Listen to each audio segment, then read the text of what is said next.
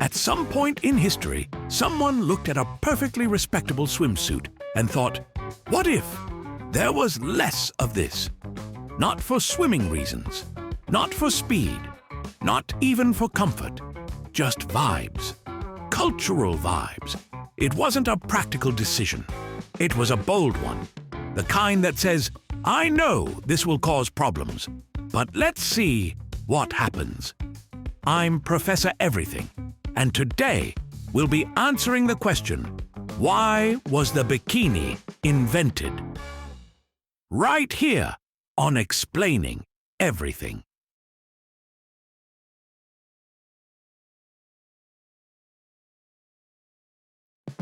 To understand why the bikini exists, you have to picture the world just after World War II. People were tired of uniforms, tired of rules, tired of everything being serious all the time.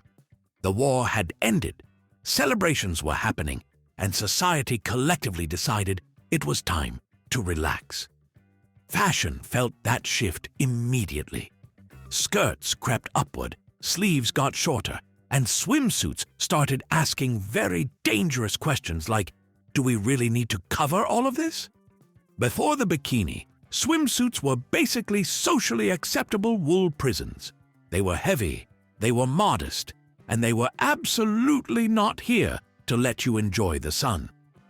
But post-war life came with optimism, leisure, and beaches filling up again. Swimming wasn't just about functionality anymore. It was about looking good while doing absolutely nothing productive near water. Designers started experimenting with two-piece swimsuits, but they were still pretty safe. Covered midriffs, high waists, nothing that would upset your local newspaper editor. Then along came someone who looked at those designs and said, cowards.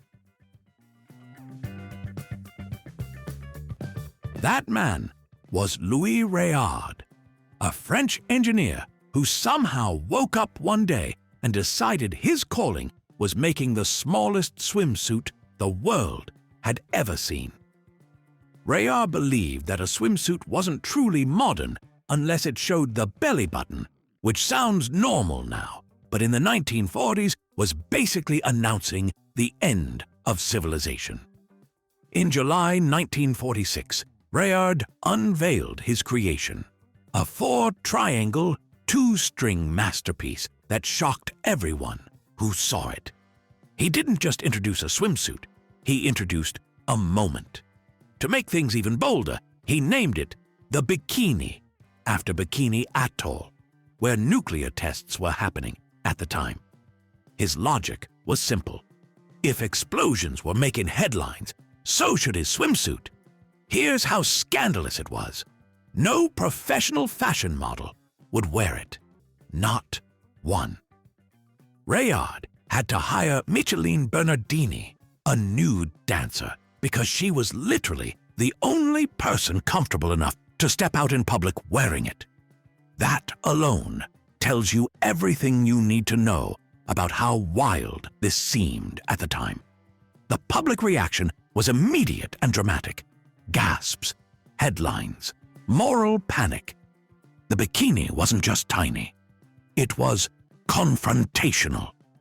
It dared people to look, dared society to react, and dared beaches everywhere to prepare for chaos. The bikini did not politely ease into public acceptance. It kicked the door down. Several countries banned it outright. Beaches refused entry to anyone wearing one. Newspapers debated whether it was appropriate, indecent, or the first sign that humanity had gone too far. But here's the thing about outrage. It's free advertising.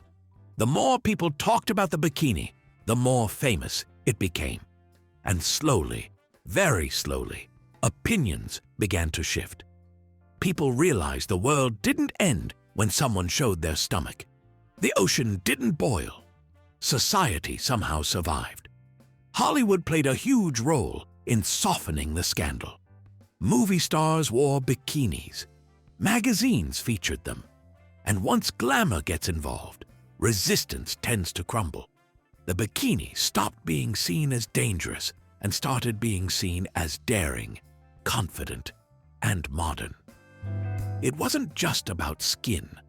The bikini represented a break from old expectations.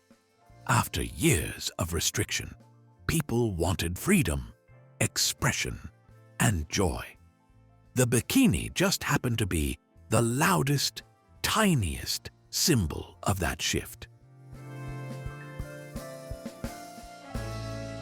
The bikini mattered because it arrived at the perfect moment.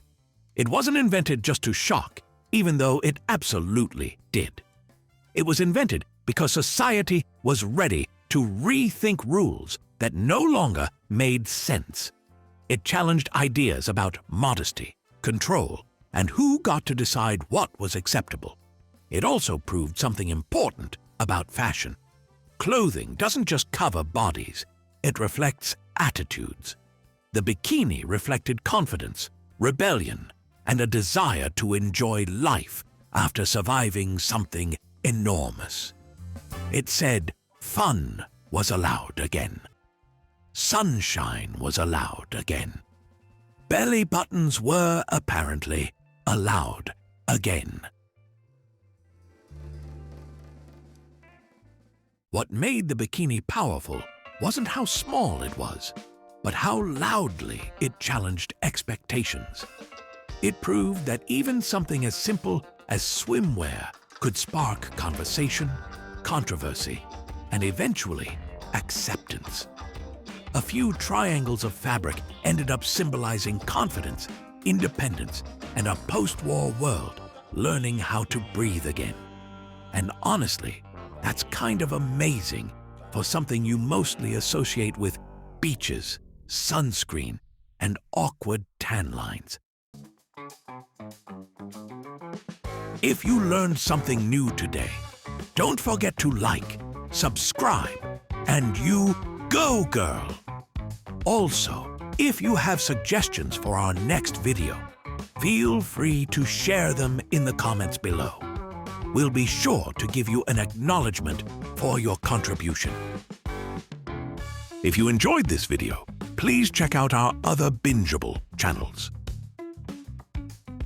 Thank you for tuning in, and join us next time here in the channel that answers all the why, what, who, where, and how questions you've always wondered about, here on Explaining Everything.